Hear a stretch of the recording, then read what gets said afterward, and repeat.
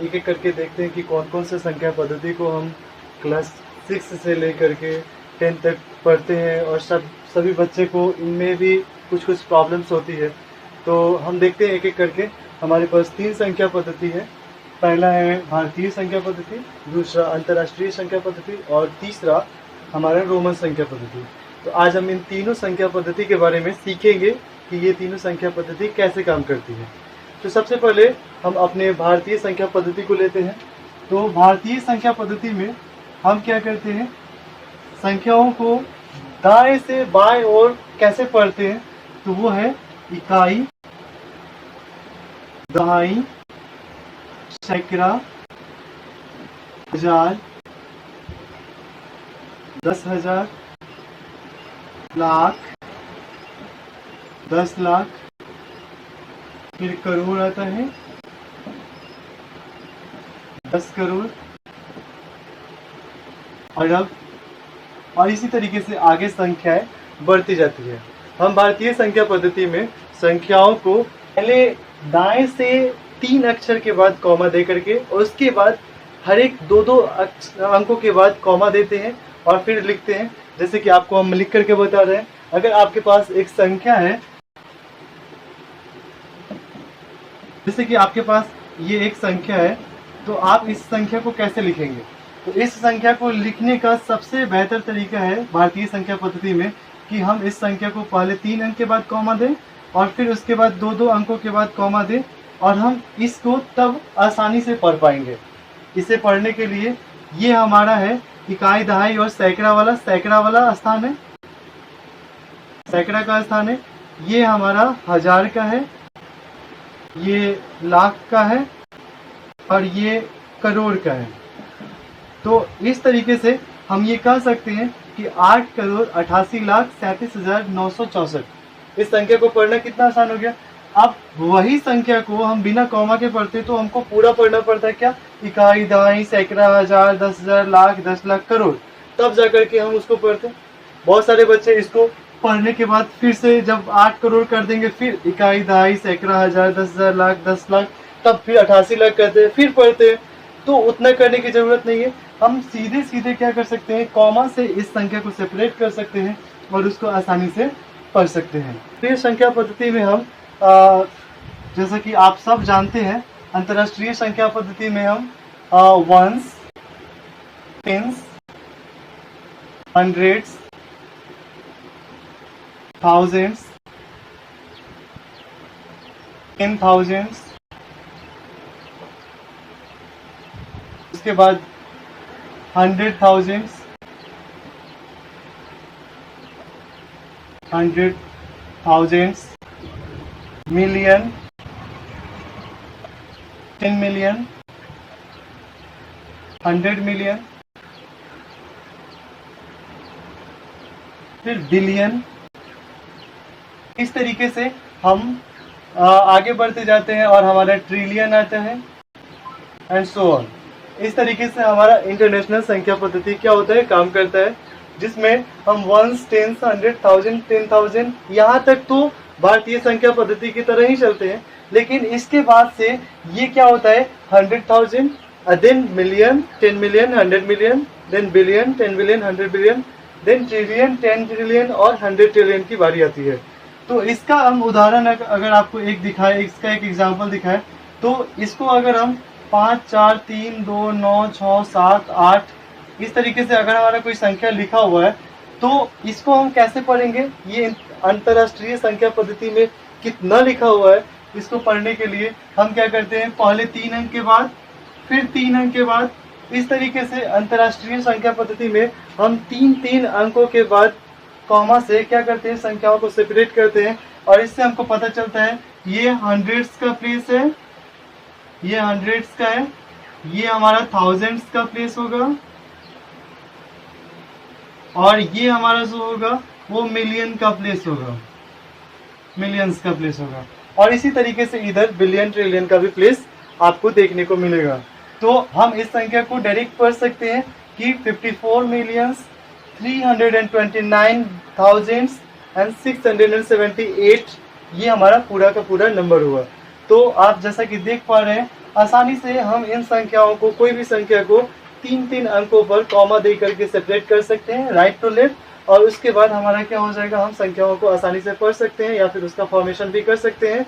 ये सब आपको यूज होगा जब आप इसका एक्सपेंडेड फॉर्म पढ़ेंगे या फिर उसका कंप्रेसिव फॉर्म पढ़ेंगे, तब आपको समझ में आएगा कि हम कैसे संख्याओं को लिखेंगे। कोई संख्या अगर हमारा शब्दों में लिखा हुआ है, वर्ड्स में लिखा हुआ है, तो उसको हम डिजिट में कैसे चेंज करेंगे, या फिर डिजिट में लिखा हुआ है तो उसको वर्ड में कैसे चेंज करेंगे, इसको पढ़ने में आपको सहायता होगी। इसके लिए अगला क्लास में आपको लाऊंगा और उसमें बताऊंगा कि कैसे उस पर काम करते हैं।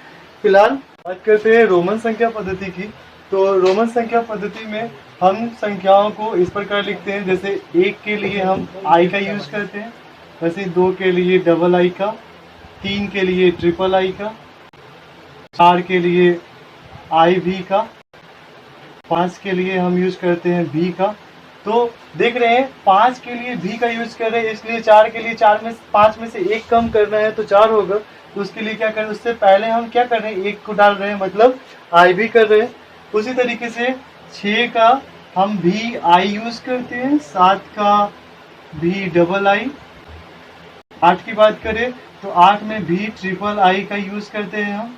वैसे ही 9 और 10 दोनों आप समझिए, ये समझ जाइएगा तो फिर आपको आसानी होगा, आगे जो भी आपको रोमन में लिखना है उसमें आसानी से आप लिख पाएंगे। तो देखिए 10 का हमारे पास क्या होता है, x, इसलिए क्या करते हैं, 10 में से 1 को माइनस करते हैं तो क्या आता है हमारे पास 9, यानी कि आई एक्स होगा हमारा किसका, 10 का।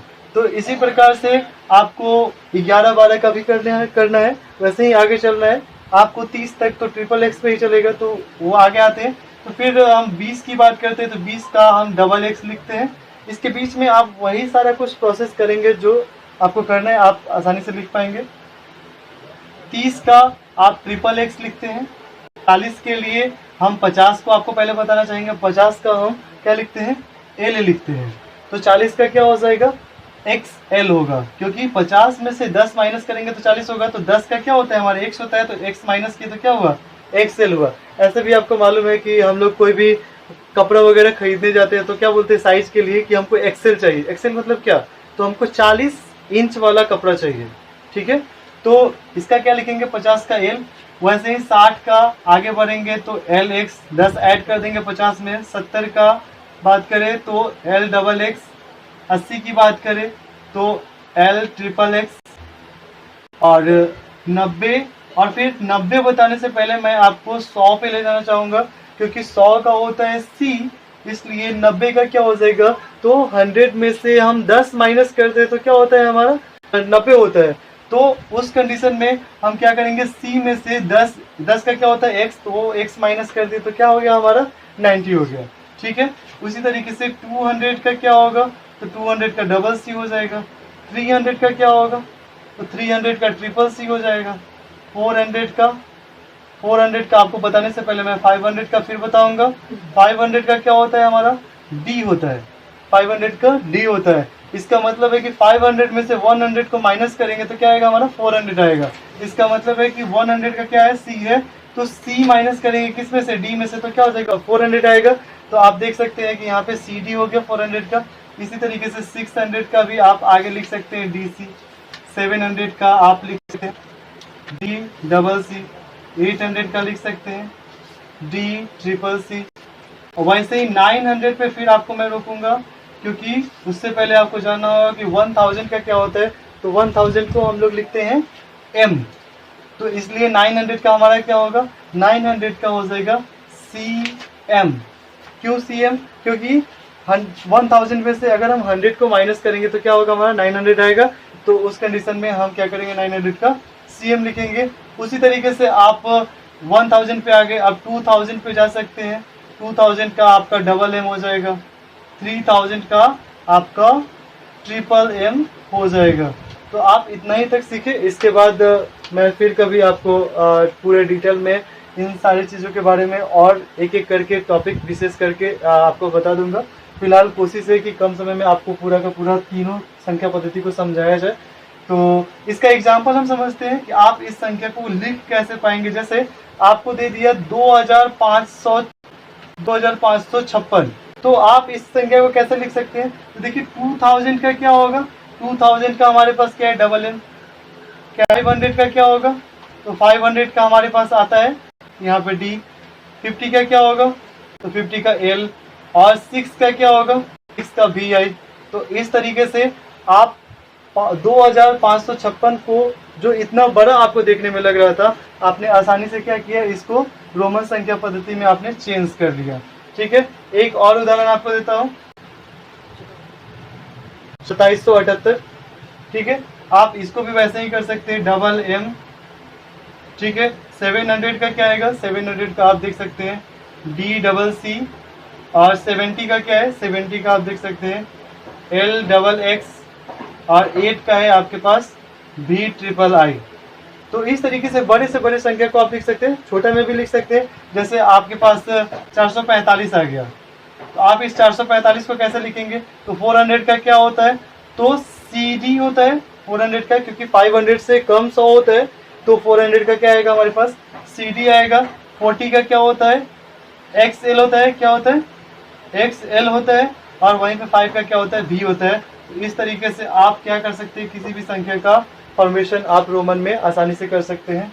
आशा करता हूँ कि आपको वीडियोस इंफॉर्मेटिव लगा होगा, अच्छा लगा हो तो आप हमारे चैनल को सब्सक्राइब करें, हमारे वीडियो को लाइक और शेयर ज़रूर करें, ताकि हम ऐसे ही वीडियो बनाते रहे, आपके लिए इंफॉर्मेटिव चीज़ लाते रहे। Thank you so much.